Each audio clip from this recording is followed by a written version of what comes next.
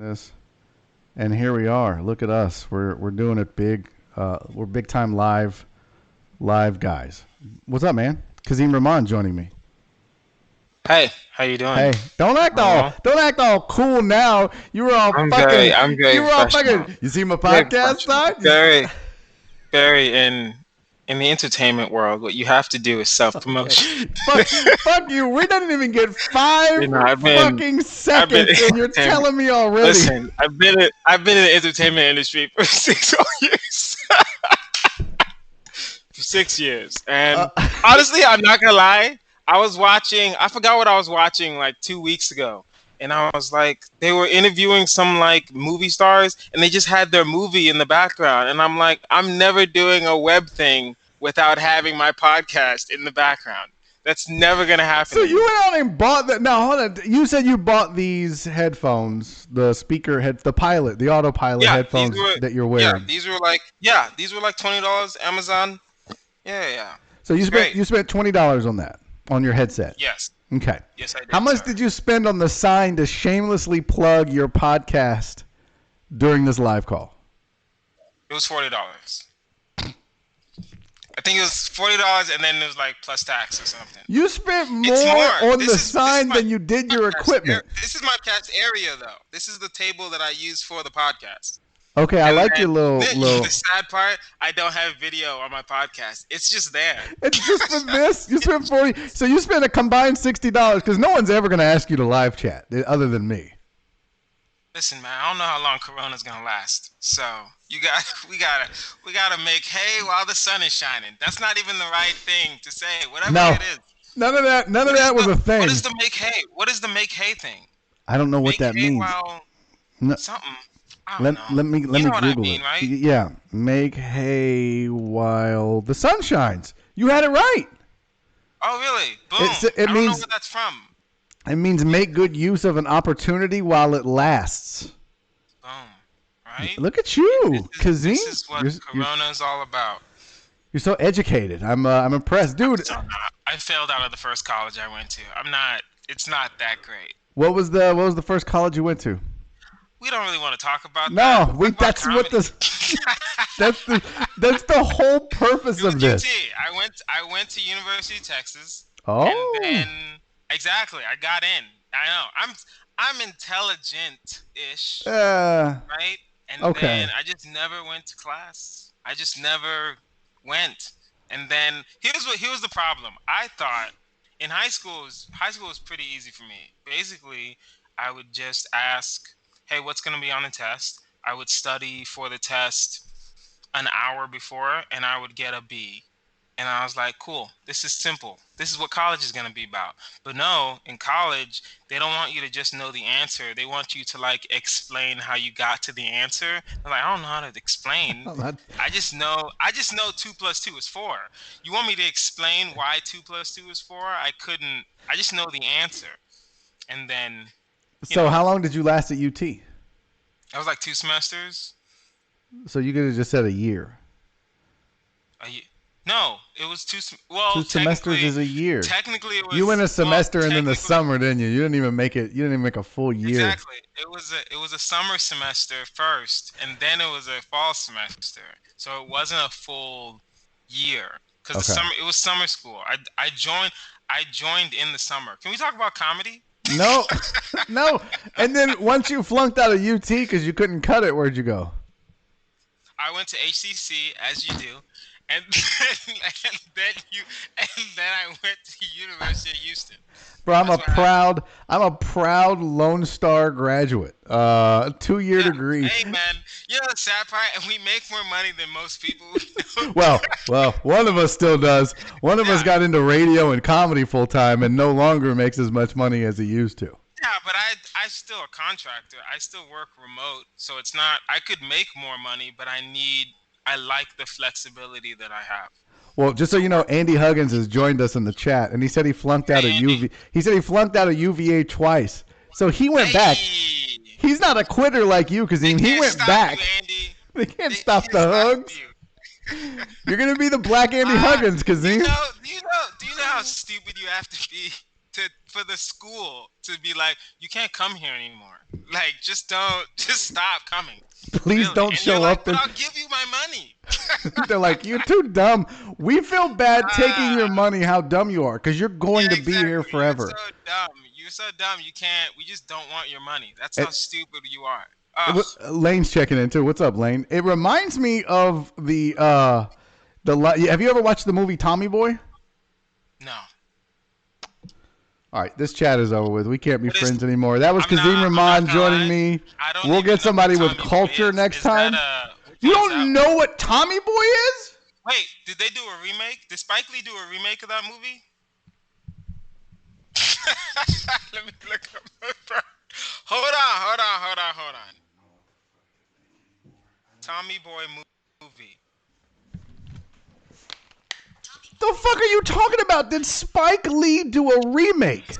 Okay, first of all, I should end this right now. Drive to LA and stab you in your apartment. Listen, Barry, I'm going to say this very respectfully. Okay? I was born in 1989. Oh, fuck you. All right? Fuck you. This movie came out in 1995. When was I gonna see this movie? With two white boys on the cover? You think my Nigerian parents are gonna be like, you know what, we need to go see David Spade and some fat guy who died to go. No, I'm not gonna go see Tommy Boy. What you talking about? I'm thinking, I swear to God, I thought this was like a movie that they would show on like UPN. Did you think even show this movie on like UPN or anything? Tommy Boy is a hit. It is a classic. But they showed it on cable. We didn't have cable. No, they didn't show it. It was in the movie theaters. It's on DVD. It's on Laserdisc. It's not that old, but it's on a lot of things. When were my parents gonna buy that movie for me? Have you ever seen Do the Right Thing? Actually, no. It's on Netflix. I haven't. I'm gonna need your black card if you would hand that over through the chat. For that one, okay.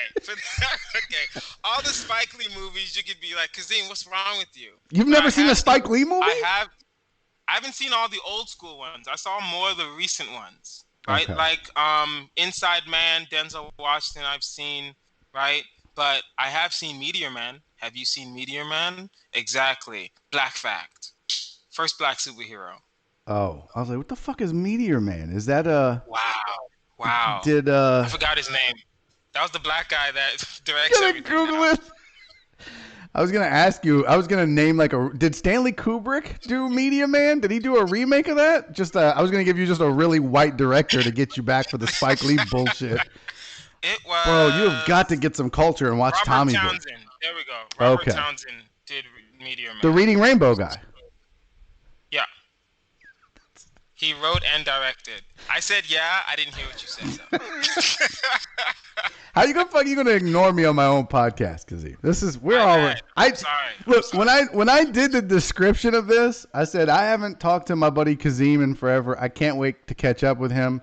We're probably gonna argue the entire time because that's literally what we do. That's what we do. When I came to see you in LA, which by the way, I'm gonna thank you again in public for letting me stay with you in LA. Well, when I was there, stay is a loose term. You know what? I'm not gonna spill the tea. I'm just saying thank you so much for letting me. Spill the tea. Listen, this is when I was living across the hall. Yeah. I had a bedroom to myself. It was a 3-bedroom, 2-bathroom, right? And you rented the bedroom. Two roommates had just been kicked out literally a week before you got there, and so it was just me. And then we had an air mattress. The air mattress would never stay afloat. Just wouldn't keep the air. I would have to get up in the middle of the night, y'all.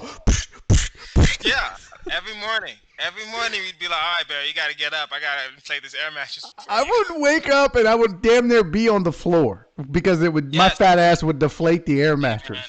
Listen, life as a comedian is never... You had an air mattress. That's what, I'm going to get a better mattress than you. That's at the time when you didn't have a box spring. It was just an air mattress on a bed frame, right? It was an air mattress on a bed frame. Let me see your bed now. Huh? Show me the bed now. Do you have I have an actual bed. Yeah. Do you have a real mattress now? Yeah, exactly. No, when I say bed, I mean the actual mattress. Right. Oh, cool. Yeah. It's a gel top memory foam. Oh, hey man, we just working our way up, bro. What? That open mic money is getting better. I know. Hey man. Hate all you want. Open mic money is all the money I make in this city. Well, how is LA, dude? Because when did you go out there? You went out there in 3 years. I've been here 3 years now. Are you? I moved here the month before Donald Trump got elected. So it was 2016, the second week of October. Now is this it? Like, are you just a lifelong LA guy now? You're not leaving? No, I'm not leaving. I don't plan on leaving LA. Honestly, I mean, there's nowhere else I'd rather be. Weirdly enough, right? It's great and it's horrible at the same time. You know what I mean? Yeah. Where it's like there's so much opportunity, but the fact that there's so much opportunity, it's like, what do you do? Right? Do I want to act? Do I want to write? Do I want to do improv? Do I want to slum it with those stupid improv people? Do I want to really, like, what do I want to do? You're doing a lot of that though, right? Are you getting into improv? Or are you just doing comedy and writing?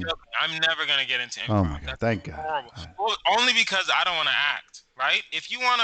I would say if you want to act, then you probably need to take like an improv class just so like if a director says, hey, on this scene, do what you need to do. Yeah, like Will Ferrell, because he'll do that a lot, where he'll just improv lines throughout a thing. By the way, I want to say what's up to Gig Mags. LeVar checked in. I'm sorry. Why are you laughing? Who's Gig Mags? I don't know. They're from Twitch. They're checking the live stream. Oh, you're on Twitch. Yeah, I'm on Twitch too, bitch. I'm big time. After this, tell me how Twitch is. I was gonna look into that. I don't know, dude. That and Reddit. But he said LeVar Burton equals Robert Townsend. Okay, that's Josh Fernandez. Yeah, that was a little racist that I said LeVar Burton from Reading Rainbow was Robert Townsend. So that's my bad. Yeah. That's a little racist. Thanks, Josh, for pointing that out. No, I mean, in all honesty, they could be brothers, so it's fine. Oh, it's always nice when a black guy lets you off the hook for a racist statement. I let you off the hook off that one. Yeah, okay. If you said LeVar Burton was like Red Fox, you racist as fuck. You know what I mean? Like, one's... Read a book, you big dummy! It's not the same fucking thing.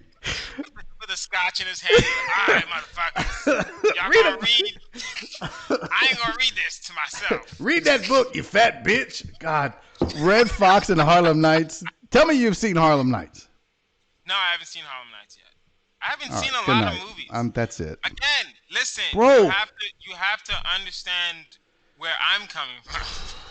I'm going to Google essential black movies, and we're going to see how many you haven't seen. I haven't seen a lot. I haven't seen a lot only because essential black movies. Dude, are you Googling? I'm Googling the best black movies ranked. Let's see how many of these that you have seen, because I feel like I've seen more black movies than you have. Probably. Okay. Ray, have you seen Ray? That's number 25. How is Ray a black movie? That's a biopic. But it's considered. Yeah, I've seen Ray. Yeah. Here, so this is what IndieWire says: the best black American films of the 21st century, from Straight Outta Compton to Black Panther. Okay. Listen, if Love and Basketball isn't up there, I'm gonna have to tell you that your list is trash. Okay. Ray's number 25. Yes. Okay, I've seen Ray. Fences, number 24.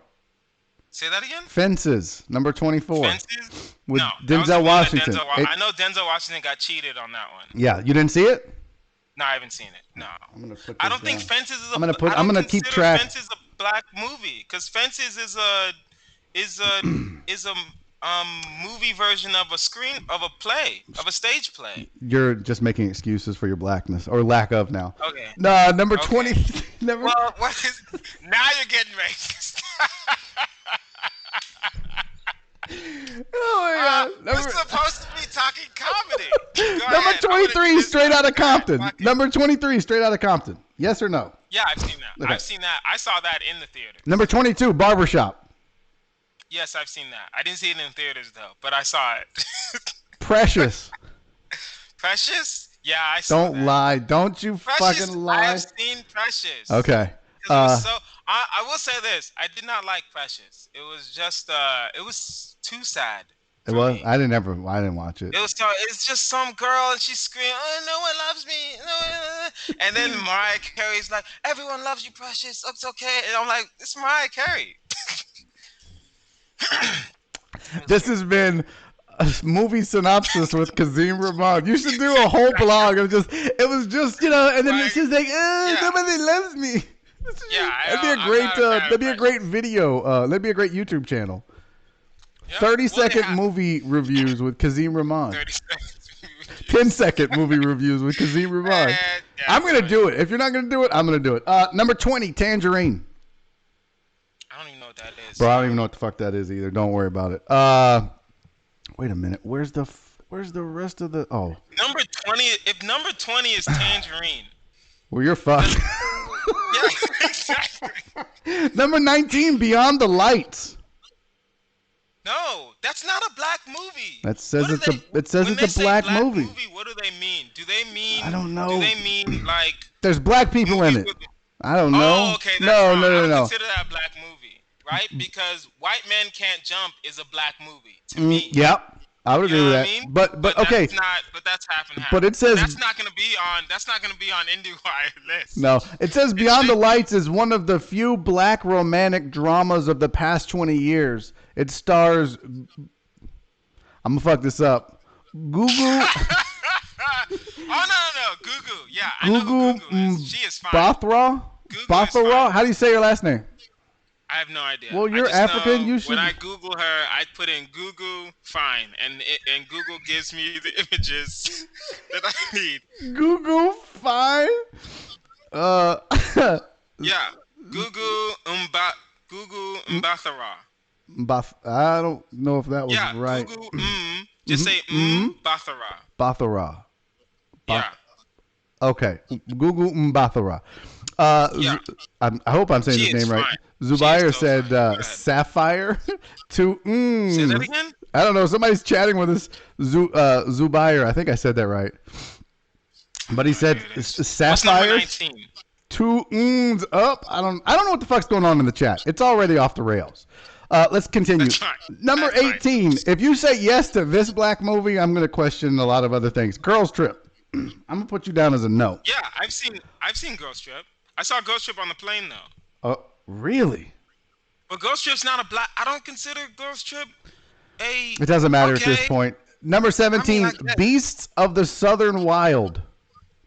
Beasts of the Southern Wild? No, that's not a black movie. Have you seen it? I know what movie they're talking about. That's the one where, you know that little girl that played Annie that Kevin Hart got in trouble for imitating?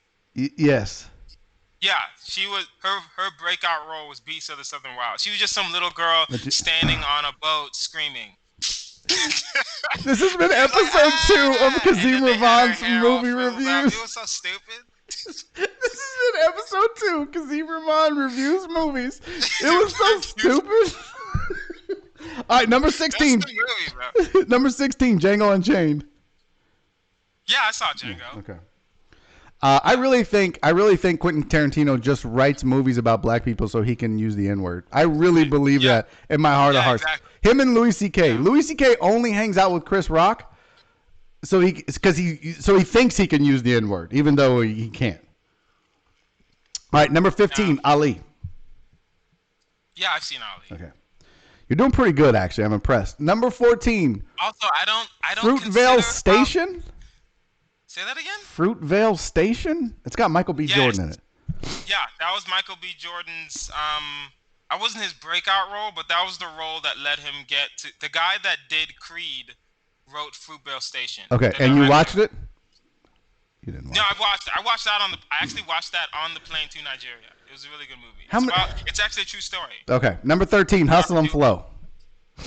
Hustle and Flow, yes, I've seen it. Is that a black movie, Kazeem? Does that work? Not Hustle and Flow. Oscar winner Hustle and Flow. They won for Best Original Song. Shout out 3-6 Mafia,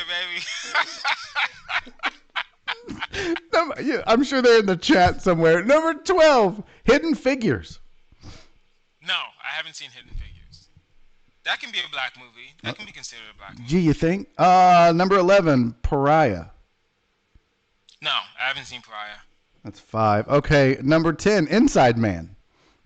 Yeah. Okay. Denzel Washington. Yep. That's not a. I guess, man. Agree. That's not Agree. A black movie. No, I agree, but this is fucking. We're going with IndieWire. Number 9, Training Day. Yeah. Number 9 is Training Day. Yeah, of course. I've seen Training Day too many times. Okay. Number 8, Dear White People. This is definitely a white movie. Yes. I've seen. Yeah. Dear White People's not a black movie. I feel like it's for the audience you make it for. And is that a movie for black people, or is Dear White People a movie for white people? I don't know. I've never watched it. What should I know? Give me the Kazeem Rahman 10-second Dear White People movie review. Black people in college are angry at the white people, and then they're trying to figure out how to deal with them. So that's just life. Basically. Okay. Number 7, 12 Years a Slave. No, I have not seen 12 Years a Slave. Okay. Number 6, Selma. That's a good movie. What? Selma is a good movie. Selma? No, I haven't seen Selma. All right. Number 5, Mudbound. Also a really good movie. No, I haven't seen Mudbound. Jesus, boy, you were doing good for a while. Number 4, Black Panther. Black Panther. Is no one gonna say Love Jones? Is no one gonna say? You know what I wanna? What a Number 4, Black Panther. You've seen it. Number 3, Love and Basketball, baby. Woo! Hey, what's up? Yes, I have seen Love and Basketball. Number 2, Get Out. Yeah, that's not a black movie. Okay. Get Out's not a black movie. Number 1. What do you think the number 1 movie on this list is based off of everything I've read for you? Because it says now, mind you, it's 21st century. So best black American films of the 21st century. That's 2004. That's why. That's 2000 and going. That's past 2000. So what do you think the number 1? I've read you all those. What do you think the number 1 black film according to this is? Damn, I don't know. Moonlight. Moonlight? Yeah. No, that's not even. Moonlight's not even top 10. You haven't seen it, have you? I haven't seen it, but I wouldn't say it's top 10. That's what. Wait, no. If it was 21st century, when did Love and Basketball come out? I have no idea. I'm not Googling all that. But I will tell you that you've seen 15 of the 25 black movies, of the top 25 black movies. In just the small caveat, a lot of those movies aren't really black movies. I don't consider Black Panther a black movie. What? I don't consider it's a superhero movie. It's a Marvel movie. It's a superhero movie. Black movie. It's a black superhero movie. I wouldn't consider, but when I say black movie, I'm thinking these are stories. I'm fine, I swear. These are stories. These are stories written by black people, directed by black people, starring black people. That's what I mean. Okay. Written for Black Panther is a comic book from the 70s. Like I personally wouldn't consider it a black movie. Right? I wouldn't put it in the same genre as Love and Basketball. So you say a Spike Lee movie is a black movie. Do the Right Thing. Yeah. Jungle Fever. Yeah. But Jungle Fever wasn't really written for black people. Yeah, but it's still Spike Lee though. So it still has that Afrocentric twist to it. Yeah, it still has the cachet of we all know who Spike Lee's talking to. Spike Lee's not talking to you. He would like you to see his movies, but I'm pretty sure if they said, Spike Lee, only black people will see your movies, he's not going to be like, man, that sucks. He's just going to go put on his Jordans and then just walk away. I listen to Spike Lee, but I don't hear him. Shut the fuck. It's not that you said it. It's the face you made. It's like, see what I did there? You see what I did there? You see how cool I am? Little white man can't jump reference? Huh? What? Yeah. By the way, I know people are going to ask, because they do every night, ask me what I'm drinking. I got a new bottle of Crown, so I'm drinking that Crown Royal Reserve tonight. Okay, cool. What are you drinking, Kazeem? I had a Red Bull earlier. You've never had a drink of alcohol in your life, have you? I've never had a drink of alcohol in my life. No. Never done a drug, not weed, not cigarettes, none of that. Nope. It's crazy to me. Yeah. Well, you'd be surprised how many people have never done it. You're right. I would be, because I think everybody.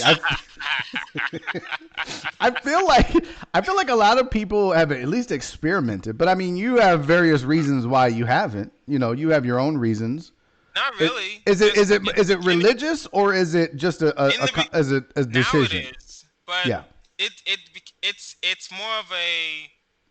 In the beginning, it was like I just didn't want to try it, and then I was like, well, no, now it's for religious reasons, and then now it's like I just really don't ever. I'm already 30. Like it's never gonna happen. Like if I've already once a Nigerian man makes up his mind, it's kind of a done deal.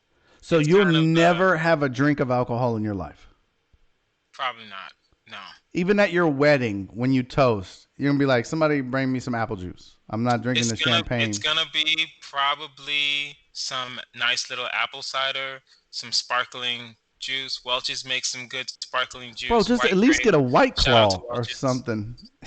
Well, White Claw that's disrespectful. But I mean, Welch's is not. Of all the drinks, I wouldn't drink Crown. I'd drink the White Claw. I mean, I was gonna say Hennessy, but then you'd say I was racist again. So if you said Hypnotic, that would be racist. if you said you're not gonna drink that blue Hypnotic, oh yeah, I love a tinge of blue in my drink. Whatever happened to Hypnotic? Did they just go out of business? I don't even know what the fuck Hypnotic is, bro. What is Hypnotic? It's just a blue alcohol. I have no idea. I didn't even realize that it was. Oh yeah, look at that. I don't know what that is. Oh, okay. Now I remember that. There's the bottle. Yep, I do remember that now. So we got way off track, but LA, you've been out there 3 years, and you said you're not coming back. For people that are in comedy or wanting to do entertainment, is the struggle real when you get there? Yes, I'll say yes. I would say the struggle is real, especially if you don't necessarily know what you want, right? If you don't, you have to have a plan when you're in Los Angeles. If you just come here and you're just out here, then there's just so many things pulling you, right? There's so much access to drugs, you have no idea. You know what I mean? Like, it's just there on the table, and you're like, oh, okay, cool. You guys are doing that. I'm going to walk over there with some friends. Go over here. Well, what freaked me out, when you took me to the Hollywood Improv to do the open mic, we were standing outside waiting for the show to start, and just a bunch of dudes in a circle smoking weed. And I was just like, because from Texas, it's not legal here, so that was such a trip to me. The people could just stand on the sidewalk and get high. That blew my mind. So I can't imagine now you go to parties in LA and there's coke and Molly and all that shit just everywhere. So you always hear stories about that, but I guess that's just how it is. That is well, I wouldn't say I would say the stories are over exaggerated, but it's there. Right? I wouldn't. Okay. No one's like. It's not like there's no. When you walk into a living room, coke's not on the table, right? It's in the bathroom. But yeah, people will go and come back, and I'm like, okay, well, come on now. Like, you're a little too happy. You know what I mean? Like, you went in there in a horrible mood, and then you came back. Now you want to go run 3 miles. Get the fuck out. Yeah, exactly. You did the smart thing, though, Kazeem, and I give you a lot of credit for this before you left for LA.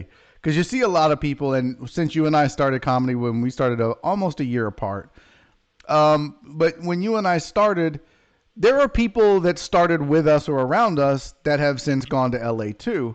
But the thing that was different from you and the rest is you didn't just save up a little money. You saved up a lot of money. You planned it ahead and gave yourself a cushion to get there.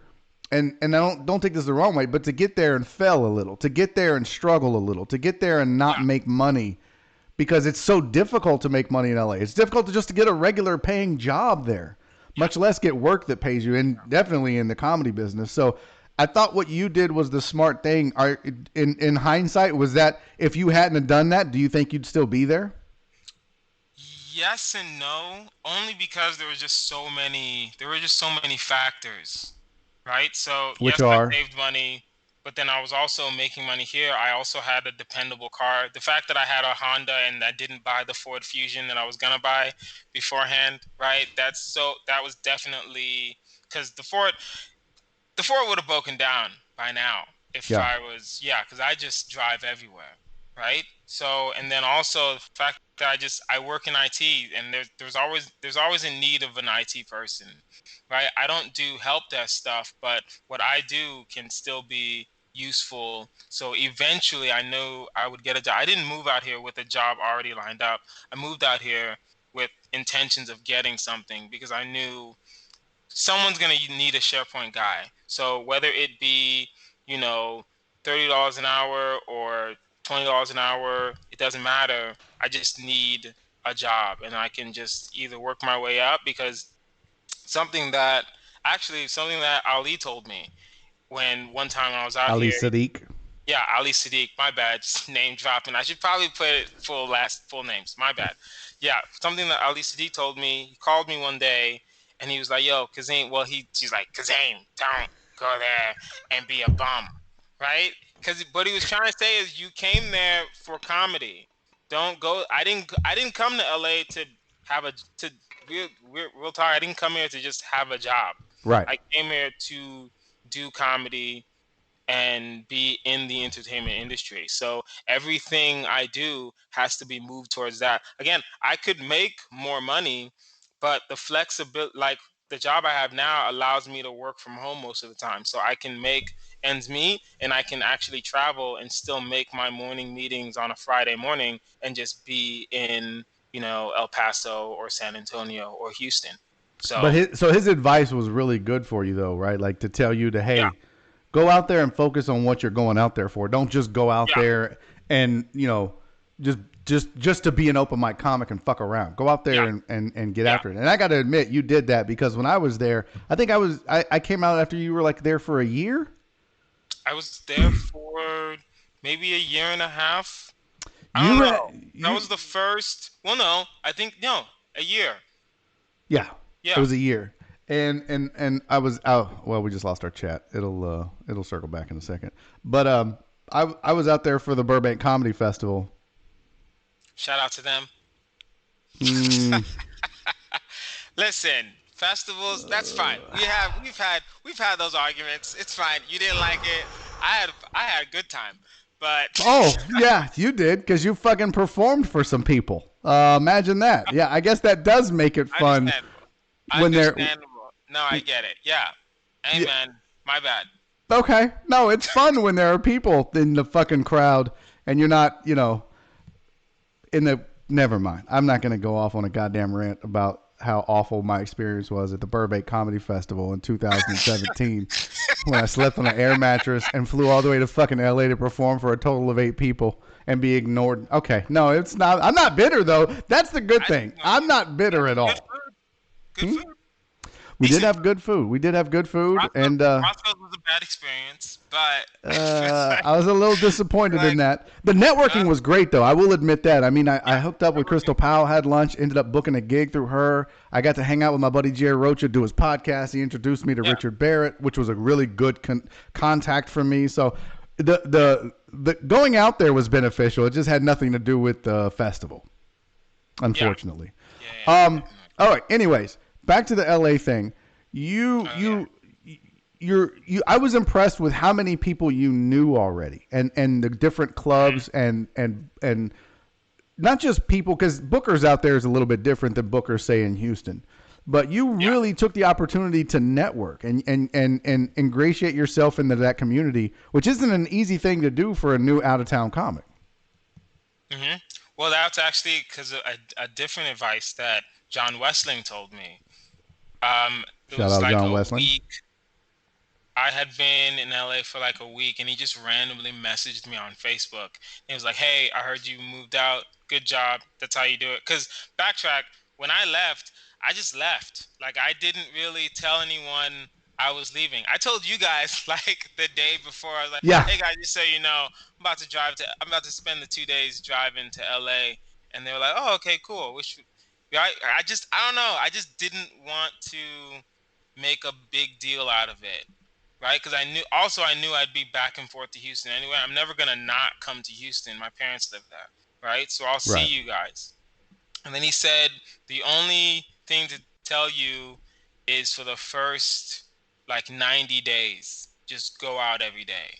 No matter what, whether you get up or not, just go out and stay out every single day. And that's what I did. And that was really good advice. Yeah, that was perfect advice, because then even you're just going everywhere and everyone sees you, right? And then eventually you make your friends. Right? You're not going to be friends with everyone. That's insane, right? Yep. But the point is to just don't be a dick, right? Don't kiss anyone. You don't have to necessarily kiss anyone's ass. Just be cordial. There are people that I know that I say hi to, and there are people that I'm friends with that I will chop it up with. But other than that, I just keep it casual, and then I just hang around the people that I hang around. But for the most part, it's just going out every day. They see you and they know, at least people will know who you are, and you'll know who people are. So if you know that someone is, booking a show somewhere, or someone goes to a certain mic that you've never been to, you can just ask them, hey, I know you went to that mic. How was it? Is it worth your time to drive that far, or something like that? Yeah, and you took me all over, and I had never been to the Comedy Store. You took me there. You took me Hollywood Improv. We did some open mic with some of the worst musicians I've ever heard in my entire life, and some ice. Oh, Silver Lake. They closed that down. Yeah. That was your boy. Was it Quincy? Yeah, Quincy ran that. Johnson II. Yeah. Yeah. The comedy. Silver Lake is a dark hole. Yeah. Yeah. Everyone knows it is. It is a dark abyss. It is a very dark bar. It's sunny outside, but as soon as you walk in, it's humbling. It's very humbling. Yeah, it humbles you. That's why I keep going, because I know when I walk on stage at Silver Lake, no one gives a fuck about what I'm saying. And so I have to make sure that I'm getting your attention. That's the LA mentality in general, though, right? When it comes to comics and doing open mics, because I remember this was my experience, and it was at the Hollywood Improv, and I actually made the list. Yeah. And I went up and I just did my normal stuff, and I didn't really do all that well compared to how I do here, compared to how I do at open mics or shows when I'm on the road or whatever. I mean, some people laughed. And then I got off stage, and all the LA comics that you had introduced me to or that were being friendly were like, yo, you fucking killed it, man. You killed it. I was like, 12 people laughed. They were like, yeah, you don't understand. If comics are willing to, in LA, if comics are willing to laugh at you, you killed it. Because there was no crowd. It was fucking almost all comics. It was 30, 40, 50. Yeah, it was like 30, 40, 50 people. The lab fits like 70 people. And it's usually, back then, I'm pretty sure we either went on a Tuesday or I think it was a Tuesday. Sunday. It was Tuesday. If it was a Tuesday, then it was packed. Yeah. And it was and I got some laughs, and everyone was like, bro, you killed it, because LA comics don't laugh at other comics, because everybody's so fucking like, I don't want you to get laughs, because then you might pass me. You might get stuff that I don't get. You might get booked. Yes and no, right? Some people don't laugh at you because they just don't like you. But at the same time, it's like, I'm a comic, so it's like I'm not listening to your joke to laugh. I'm listening to your joke to really be impressed. To be judgy. Yeah, of course. I'm judging the joke. Of course I'm judging the joke. And if it's a really good joke, there are jokes that I love to death that other people say that get no laughs whatsoever. But it's just such a good joke. Yeah. Right? And I laugh every time. Right. So I would say, a lot of times it's the energy of the room. Man, I've seen people do murderous material and get nothing. It was great. Quick story. Okay. Eliza Schlesinger was running a late night set at the Comedy Store one time. No, it was at the Improv. Right. She just hopped into the open mic really quick. She was just running her 5 minutes. It's all timed out. right? It was like 4.5, so all timed out. She's just running the motion and doing the thing. And then in the middle of it, she was like, oh, by the way, I know you guys are comics. I don't expect you to laugh. Fuck it. I'm just running. This is already going to be on TV, so fuck all of it. Fuck you guys. And then she just kept going, and then we couldn't stop laughing. It was so funny. That's outstanding. Yeah. That's the culture there. Did you find have you fallen fully into that? I mean, are you still you still give when you think they're funny, or do you? Yeah, if it's funny, yeah, of course. If it's funny, but like what I like is different than a lot of I wouldn't say a lot of things, but just if it's something that I like, then of course I'm going to laugh. Yeah. Okay. Right? Yeah. Yeah, it is weird how it's less I mean, you have your clique and they may after you get off the stage, they'll tell you stuff in LA, but no one's as supportive as they are in your hometown. I feel like, and your hometowns are cliquish too. We all have our cliques in comedy everywhere, but here, if a comic is starting to succeed and get some run, you genuinely the city of comics is gonna get behind them and be supportive of them and be happy for them. There's a few the haters. Yeah. You know, but people are you're always gonna have people that don't like you, and there's always gonna be comics that have people that don't like them. But I just find that dynamic a lot more interesting in LA, where it's catty as shit, and people are like, it's cutthroat. It is cutthroat in the sense of it's cutthroat with different it is. I don't know how to explain it. It's cutthroat, but it's in some ways it's a good kind of cutthroat. Where I'm there to be the best. Think of it this way: if I packed up all my stuff in a used Honda Civic and I drove from Oklahoma, and I was the best comic in my city, and I mean there was only 4 people in my city that were comics, but I was the best, and I moved my stuff. I moved my stuff to Los Angeles, right? I'm there to succeed. And if I see, and understandably, right, there's gonna be a little jealousy, because if I moved here, I've been here 6 years, and then in like 2 months, there's gonna be a guy that just got here that's just gonna get on TV immediately. Understandably, I'm going to be jealous. It's the jealousy is not the problem. The action after the jealousy is the problem. If I'm jealous, then of course I need to start working hard. Then that means I just need to work harder. But if I'm jealous and I just spend my time shit talking that person, then and not handling your business. That's the thing. Yeah. I had to learn that lesson the hard way in comedy, where after a while I finally realized I was spending as much energy hating on people as I was focusing on myself, and that was 50-50. If I spend 100% of the time focusing on myself and not giving a shit, I mean, if they get it, great. But if they don't, whatever. That made me a better comic, just because I was spending more of my time, effort, energy, and mental capacity on myself and not somebody else's success or failure. And you feel better. Yeah. Oh yeah. Really feel better. I'm a happier comic because I'm not so fucking. How come they fucking got that show and I didn't? I mean, who gives a fuck? There's enough work. And that's the thing. There's enough work for everyone, right? And 2, if you're funny, they'll find you. If you're funny, they'll find you, and when they get it, they'll get it. And if they don't get it, they'll get it eventually. And when other people get it, they'll be like, "What the fuck is wrong with you? Why don't you get it?" Yeah. It's gonna be a cyclical thing.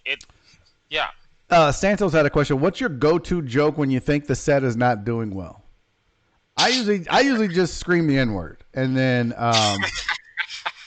Hey man, I just whip my dick out. Listen, that's just everybody's like, everybody, and then the show's over.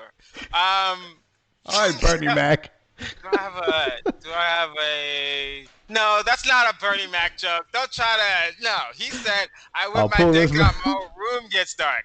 He didn't say the show was over. It's very different. It's very different. You're right. He was inspired.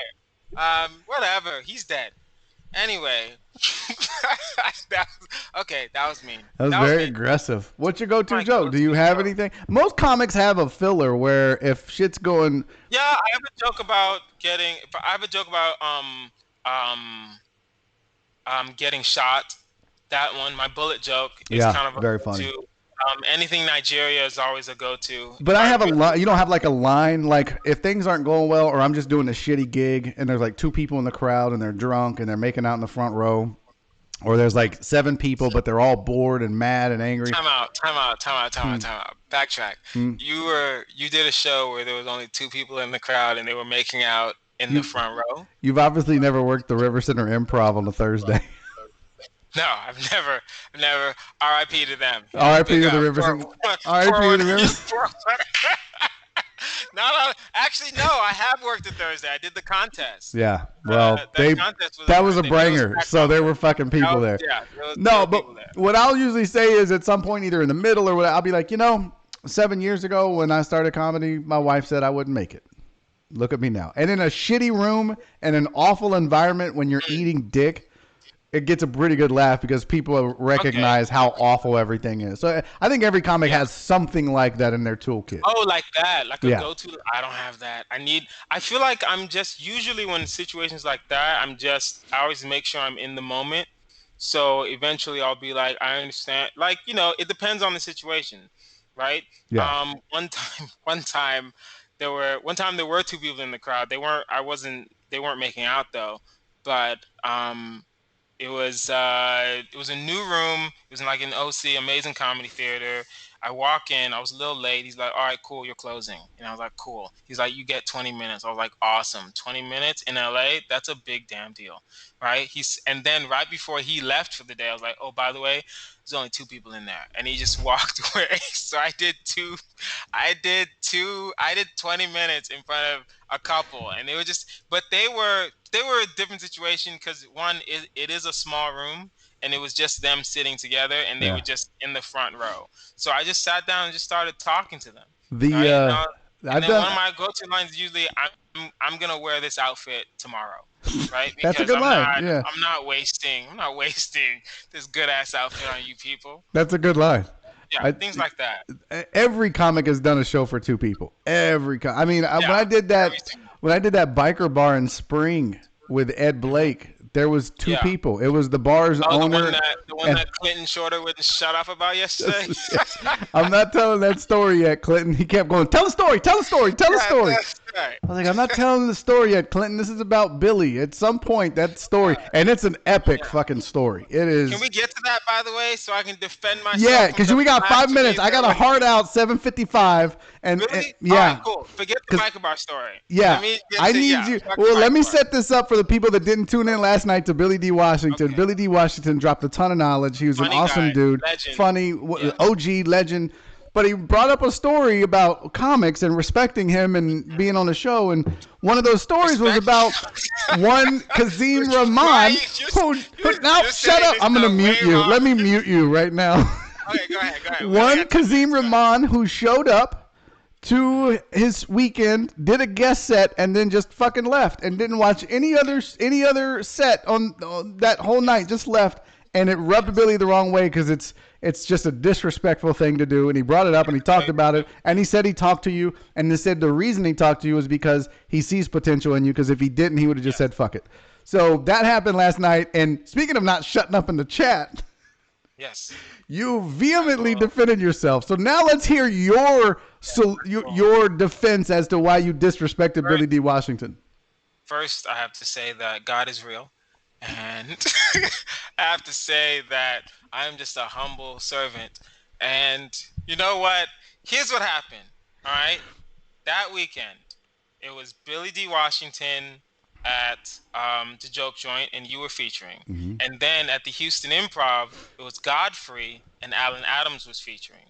Right. So my thought as a young comic, I was only like a year, 2 years in. No, I was a year and a half in. Right? Yeah, because I had just started featuring. It wasn't long, and I started featuring around 2 years. Yeah, I was a year and a half in, and then my thought was, all right, cool. I asked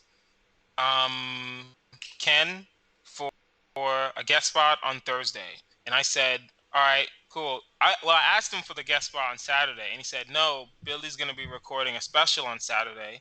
And I said, okay, cool. I will come to the Billy special, but can I still get a guest spot one of these days? He's like, yeah, you can just have it on Thursday. So I did my guest spot on Thursday, and I thought, well, now since Godfrey's still up there, let me go watch Godfrey's headlining set because I'm gonna come back. So you went and watched another headliner. I did. No, that's not your. Yes, is this the best thing? No, but I'm thinking. But then here's what happened. When I went on Thursday, Alan Adams was like, "Hey, come tomorrow. I'm gonna ask Godfrey if you can get a guest spot." So then I got a guest spot on Friday. Right now, in the middle of the day on Friday, that's when you. No, you didn't post that. That was No, because I didn't. You did post it on Friday. You posted in the Houston Comics group like, "Hey guys, just so you know, FYI, if you're gonna do a guest spot for somebody, just stay for the whole show." And I was like, "That's not about me," in my mind. And then at the first comment, Billy D was like, "You damn right." And I was like, "Okay, I'm pretty sure that's about me." Wait a minute. I think that's about. Wait a minute. What y'all talking about? But then, here's the thing. I did my guest spot on Friday, right? Also, side note. You left on Friday, didn't you? No. I stayed the whole time on Friday because I read that shit. Exactly. But here's the thing, right? First, I almost didn't get the guest spot because Godfrey just didn't know who I was, of course, right? Why would he do that? But Alan was like, no. And then Gerald was hosting also, so Gerald vouched for me, and he was like, all right, that's fine. And then I knew I had a good set, but I knew Godfrey wasn't impressed because when I turned, as I'm, you sway, and you just see Godfrey walking back into the green room. Like, fuck this shit. He's like, yeah, I'm good. And then Godfrey just murdered in shorts. Yeah. In shorts, wow. In shorts. So on Saturday, I get back. Right, and this is why I thought everything was fine because I was like, I'm coming on Saturday, and I watched both shows on Saturday, and that's how I know. And here's what happened. Here's the backstory. Billy was pacing. You have 1 minute. Right. You were on stage. Billy was pacing. Right. Yes. And then some tall black guy. I think he was bald at the time. Some tall bald black guy came to him and was like, "Hey, I'm gonna turn his sound down a little bit." And then Billy was like, "Yeah, sure, go ahead." And then Billy in my mind, Billy didn't hear what he said. He was like, "Yeah, do whatever you need to do. I'm preparing myself to go record a special right now." And then he turned his back down. He turned it down, by the way. Nothing. A lot. He turned it down a lot. And then you like, "Whoa, did y'all hear that?" And then you went to the green room, and I was just sitting there, and it was just me and you, right? And then he was like, and you were looking at me, he was like, "I don't know how I got him back." And then I didn't know you like that, so I didn't want to be like, I didn't hear anything. Like everything was fine. I don't know what you're talking about. And then Ed Blake, in true Ed Blake fashion, came in there and did not support you at all. No, it was very funny. I fucking hate it. And then there were like 2-4 guest spots, and then Ed was like, I mean, Juan didn't need to a guest spot, but at the same time, he didn't need to murder the way he did.